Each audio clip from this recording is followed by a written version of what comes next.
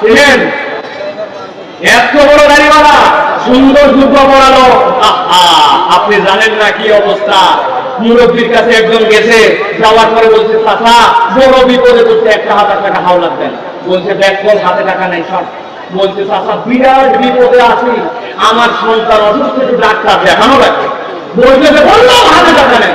খানিকক্ষণ পরে বলছে চাচা আপনি ভুল বুঝছেন, আজকে সোমবার দিন 1000 দেন, আল্লাহ বাঁচালে আগামী শুক্রবার দিন 1250 রিটার্ন। বলছে বেকুব কোথাকার, মানুষের হাতের টাকা থাকে নাকি গাড়ির চল। বাড়িতে নিয়ে গেছে, বাড়িতে নিয়ে 1000 টাকা বের করে দিয়েছে, দিয়ে বলছে লাগলে আরো বল, তো চাষিও কিন্তু এই ব্যবসা করে। তবে যা করবি তাড়াতাড়ি কর, মাগরিবের আযান হয়ে গেছে, আমি কিন্তু জামাতে নামাজ পড়ব। আসরের নামাজ পড়ে আসে, দাদনে সুদে টাকা লাগায়া মাগরিবের নামাজ আবার জামাতে পড়তে চাই। এত বড় দাড়িওয়ালা টুপিওয়ালা আব্দুল্লাহ আব্দুর রহমান নামধারী এরকম মুসলমান আছে কি না? আপনাদের এলাকায় আছে? আমার আল্লাহ রাব্বুল আলামিন বলছেন ইন কানাত ইল্লা সাইআতান ওয়াহিদাতান ফাইযা হুম জামিউল লাদাইনা মুহতারাম।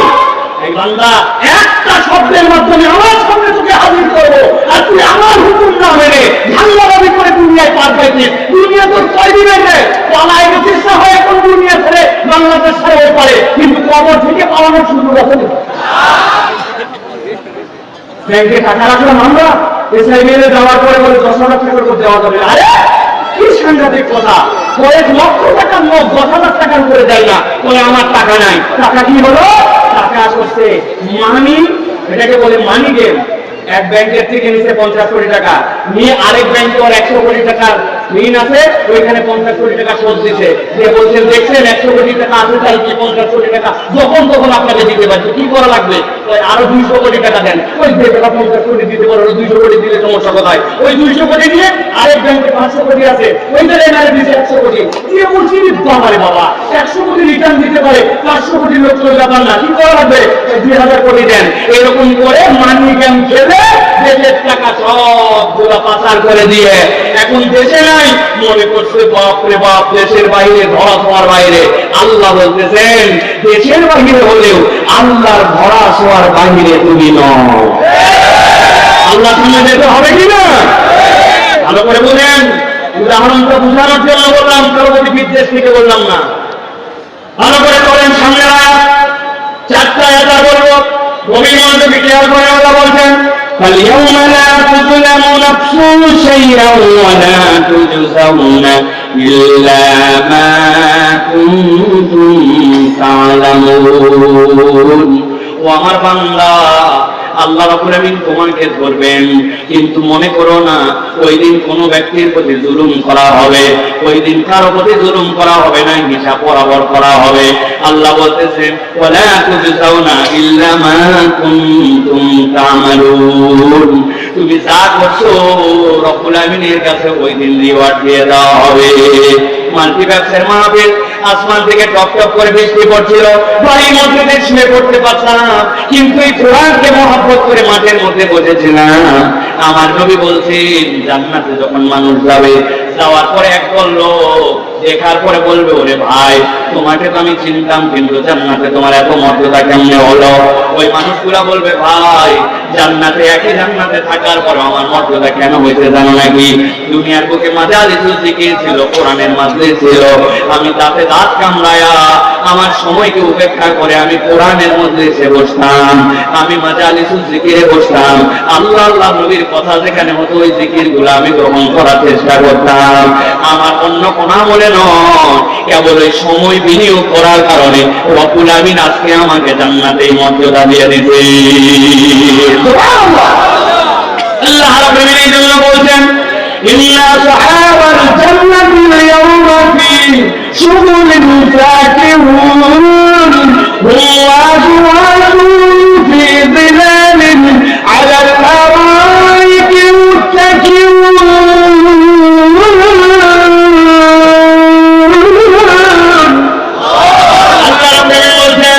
আমি আল্লাহ রাব্বুল আমিন হিসাব বরাবর করব। তবে রাব্বুল আমিন জানাচ্ছেন ইন্না সাহাবাল জান্নাতি ইয়াওমা ফি শুগুলিন ফাকিহুন। সুবহানাল্লাহ। আল্লাহ বলতেছে এত মজার তাফসীরের মধ্যে মুফাসসিররা করেছেন। আল্লাহ বলেন এখানে শুকুরিন ফাকিহুন বলেছেন আল্লাহ বান্দা জান্নাতে যাওয়ার পরেই কখনো তার নিদ্রা আসবে না, আর জান্নাতের মধ্যে সব সময় সে আনন্দে চিত্তে থাকবে। দুনিয়ার বুকে আমাদের এরকম হয়, একটা দিনে পছন্দ করতে অনেক ভালো লাগছে, কিন্তু এক সময় যে মন চায় না আর কত আর ভালো লাগে না। কিন্তু আল্লাহ বলছেন শুকুরিন ফাকিহুন, তারা ফলে ফুলে এমন ভাবে সেই জায়গায় মশগুল থাকবে, আল্লাহ এক মুহূর্তের জন্য জান্নাতের আনন্দ তাদের থেকে দূর করবেন না। ওই ব্যক্তি তারা যারা পরকালকে বিশ্বাস করে দুনিয়ার জীবনটা পরকালের দিকে তাকায়া চালাইছিল। আল্লাহ বলছেন মাল্টিপ্লেক্সের মাহফিলে ছেলেরা সামনে আসছে, মেয়েরা কে আসে না, অনেক মেয়েরা আসছে। আল্লাহ বলছেন ও মা বোন কান খাড়া করে শুনেন,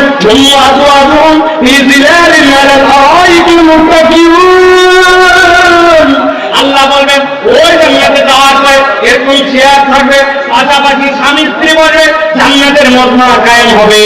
আল্লাহ বলছেন তাদেরকে উচ্চ উচ্চ আসনের মধ্যে বসায়া রব্বুল আমিন তাদের স্ত্রীকে সেই জায়গায় দিয়ে দিবেন। কেবলমাত্র স্বামী নয়, কেবলমাত্র স্ত্রী নয়, আল্লাহ কোরআনের অন্য আয়াতে বলেছেন তুমি যদি তোমার পরিবার পরিজনকে ইসলামের উপর রাখতে পারো, আল্লাহ আমাদের পরিবার পরিজন গুলোকেও আল্লাহ রব্বুল আমিনের জান্নাতে পাশাপাশি হাজির করে দিবেন। এর মধ্যে ইউনিক হবে একদল, শুনবেন ইউনিক হবে একদল, এইরকম লোকটা একটু খুঁজে নিয়ে একদল লোক জান্নাতে যাওয়ার পরে জান্নাতে থাকবে। হঠাৎ করে একদিন ফেরেশতাদেরকে বলবো, ফেরেশতা জান্নাতের মধ্যে আমার অমুক বন্ধুটাকে দেখতেছি না কেন, অমুক ওই কোথায়? সাথে সাথে বলবে সে তো জান্নাতে আসতে পারে নাই। আল্লাহকে বলতে শুরু করবে আল্লাহ আমার ওই দোস্তের সাথে আমার যে সম্পর্ক ছিল, জান্নাতে না আসলে আমার জান্নাতে ভালো লাগে না। রব্বুল আমিন বলবেন জান্নাতের মধ্যে আসার পর আমার বান্দা মন খারাপ করে থাকবে, তার বন্ধু জান্নাতে আসতে পারে না, হতে পারে না। ফেরেশতা যাও যাও ওই বান্দাটাকে জাহান্নাম থেকে মুক্ত করে দাও।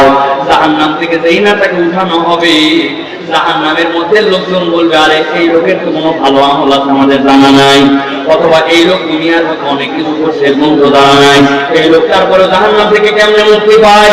সাথে সাথে ফেরেশতারা তাদের কাছে বলবে ওই লোকটার একটা বন্ধু জান্নাতে গেছে, জান্নাতে যাওয়ার পরে সে জান্নাতে তার দোস্তকে খুঁজেছে, বন্ধুকে খুঁজেছে, মিস করেছে। ওই জান্নাতে মিস করার কারণে আল্লাহ রাব্বুল আলামিন এই জাহান্নামী বান্দাকেও মাফ করে জান্নাতে ঢুকায় দিতে। কত বন্ধু খুঁজলাম, কত লোকের সাথে ঘুরলাম, কোন লোকটা আমাকে জান্নাতে যায় খুঁজবে, এইরকম মানুষকে আমি এখন পর্যন্ত চুজ করতে পারলাম না।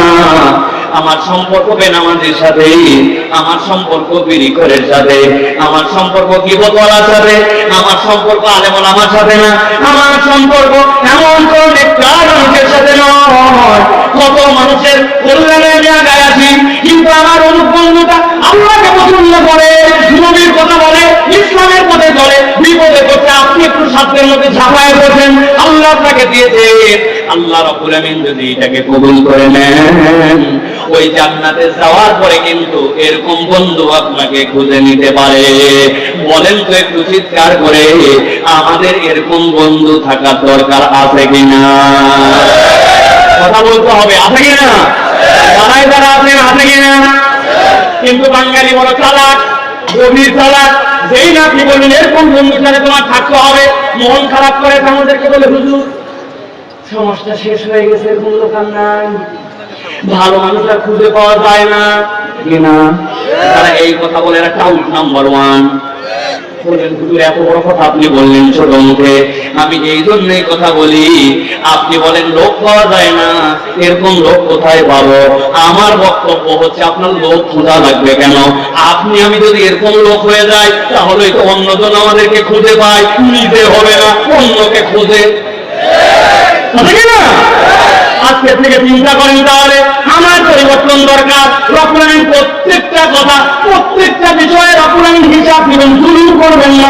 আল্লাহ রব্বুল আমিন বলছেন ওই দিন তোমাকে পুরস্কারও দেওয়া হবে, ওয়ালা তুজজাউনা ইল্লা মা কুনতুম তা'মালুন।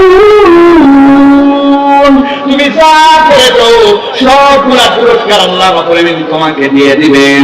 তাহলে আজকে থেকে কি একটা শপথ করতে পারি কিনা, আমাদের মুখ থাকবে কিন্তু আমরা আজকে থেকে আর মিথ্যা কথা বলবো না।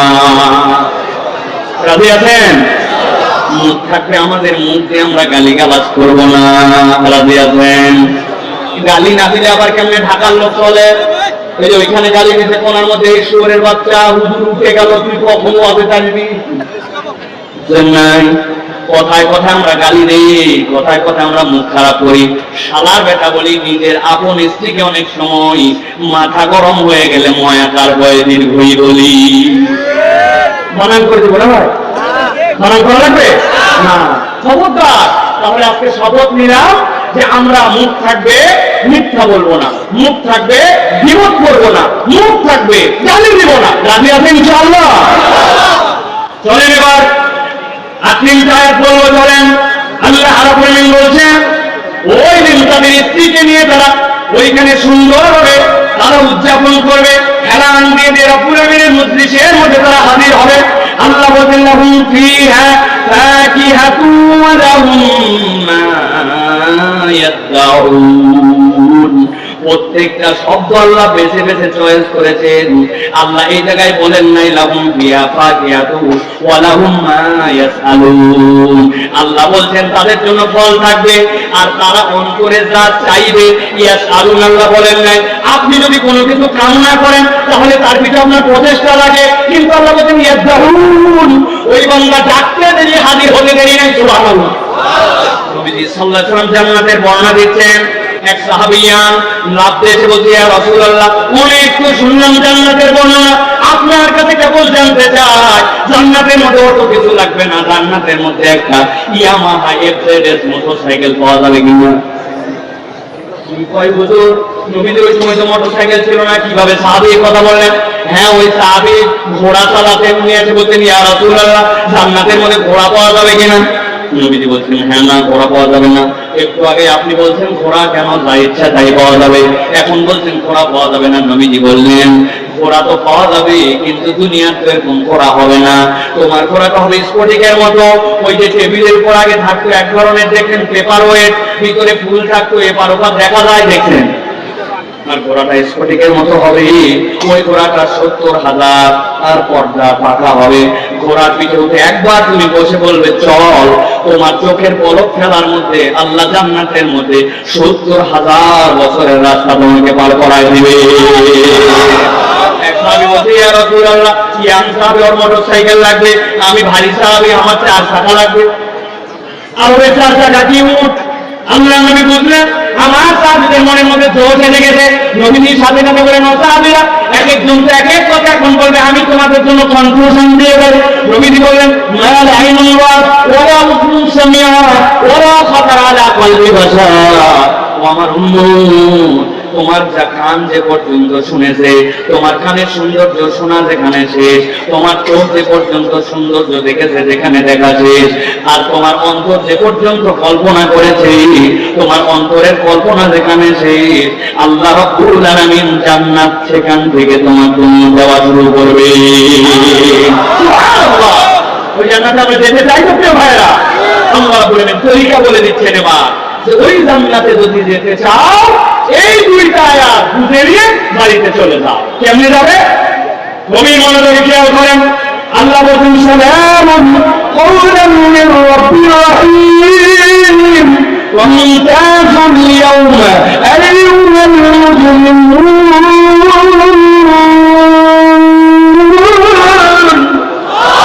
আল্লাহ এবার জান্নাতে যাওয়ার আগে হাসরের ময়দান যে হাসরের ব্যাপারে জিজ্ঞাসা করছিল কবে হবে, আল্লাহ বলেন একটা মিনার দিয়ে ধ্বংস, আরেকটা মিনার দিয়ে জাগ্রত, আরেকটা মিনার দিয়ে সবগুলারে হাজির করছি। আল্লাহ বলছেন এখন সালামুন কওলান মির রাব্বির রহিম, রহিম রবের পক্ষ থেকে সালাম।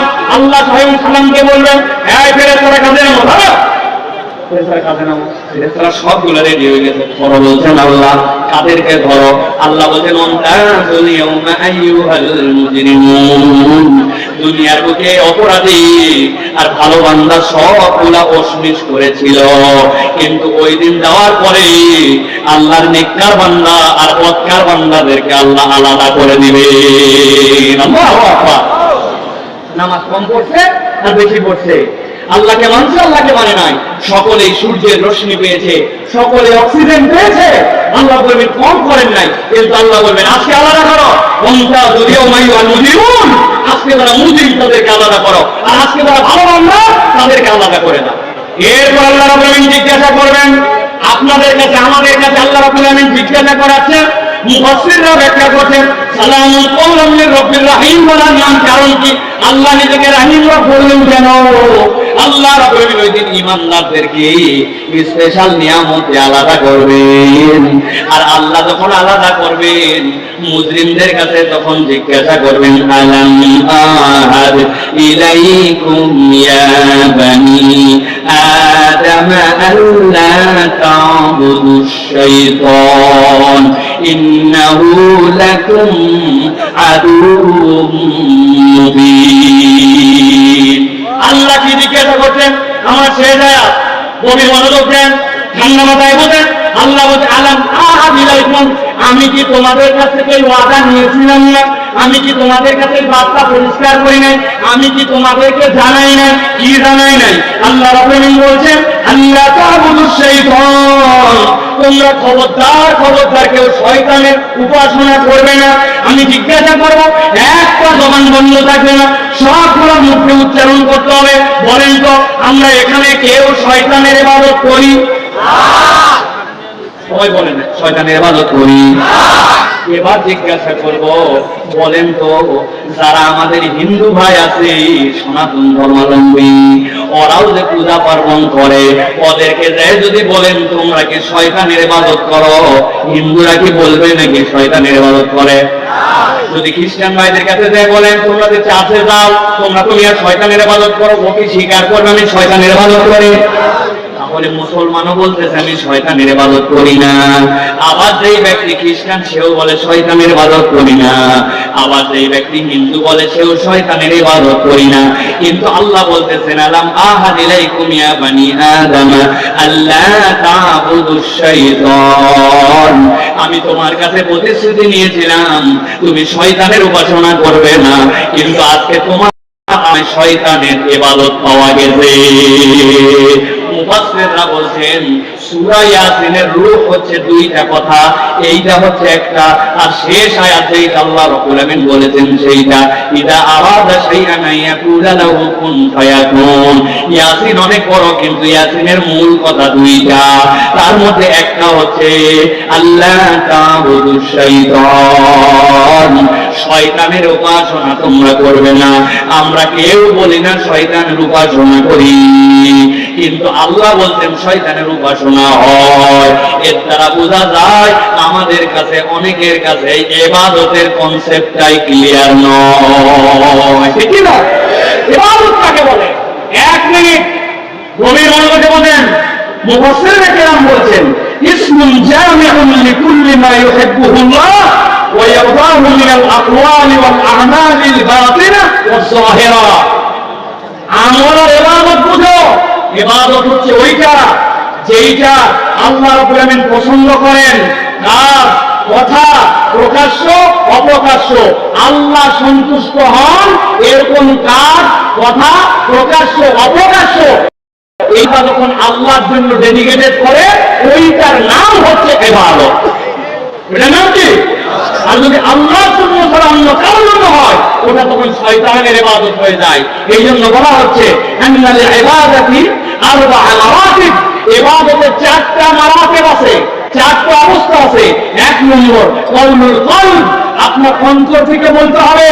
আপনি উপরে উপরে ভগিতুকি মুনাফিক না, আপনার অন্তর থেকে স্বীকার করতে হবে যে আপনাকে আল্লাহ রাব্বুল আলামিনের হুকুম আহকাম সবগুলোর প্রতি আপনার অন্তর বিশ্বাস করে। দুই নম্বরে আপনাকে কওলুল লিসান, আপনাকে মুখ দিয়ে প্রকাশ করতে হবে আমার ঈমান আমার কাছে আছে, আমার ঈমানের হিসাব আমি আল্লাহর কাছে নেব। উনি আবার হচ্ছে বাংলাদেশের শিল্পকলা একাডেমির দায়িত্বশীল চক্কর। আল্লাহ রাসূলের হিসাব দিয়ে বোঝেন। আপনার এই কথা অনুযায়ী ইসলাম চলবে না, ইসলামের কথা অনুযায়ী আপনাকে চলতে হবে। মনে করেন না যে একটা রেজিমকে পরিবর্তন করে আপনাদের 5টা গোলাম আমরা হয়েছি, এদেরকে পরিবর্তন করানো হয়েছে। ইসলামের বিপক্ষে চললে কথা বললে, ইসলামের বিপক্ষে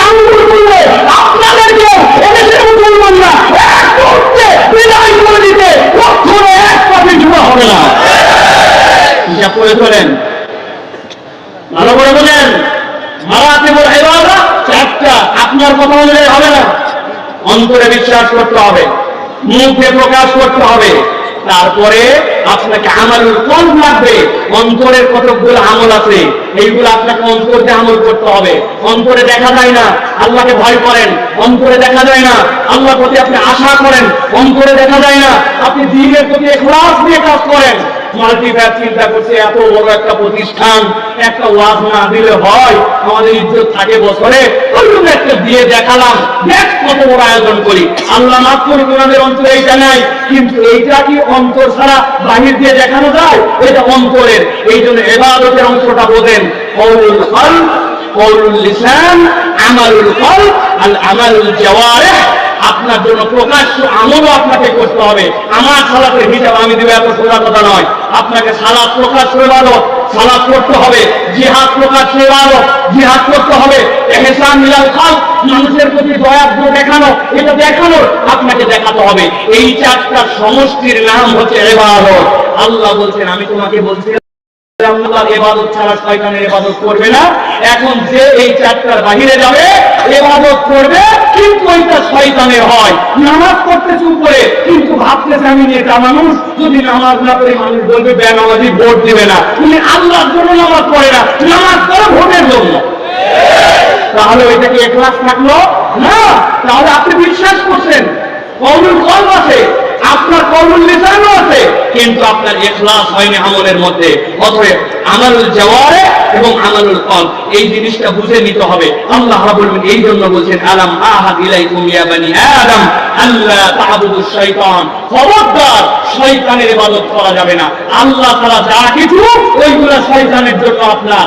এই জন্য আল্লাহ রাব্বুল আলামিন বলছেন, ইন্নাহু লাকুম আদুউম মুবিন। শেষ কথা, আজকে শয়তান হচ্ছে তোমাদের জন্য প্রকাশ্য শত্রু। কেমন শত্রু? মুখ দিয়ে উচ্চারণ করে বলেন, কেমন শত্রু?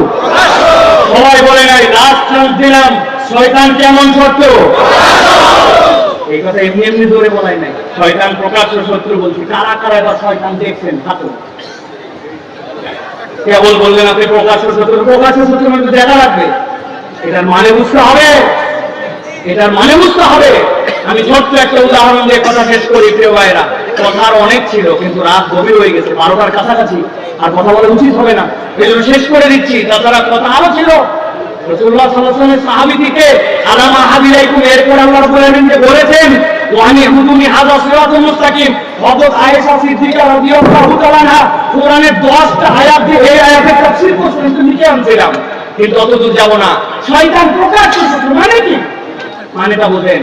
আপনার এলাকায় কুকুর ছেঁচে, মাঝে মাঝে কুকুর ছেঁচে না ভাই, কুকুর ছেঁচেছে, মাছটা ধরা করে, এরপরে লোকটার মন বড়, আমেজ বাবাইয়ের মতো ধরেন দিল দরিয়া মানুষ, বিরাট বড় কুকুর, চিন্তা করছে বহুত মাছ পাইছি, এখন কাদা আর কাদা পুরাটা।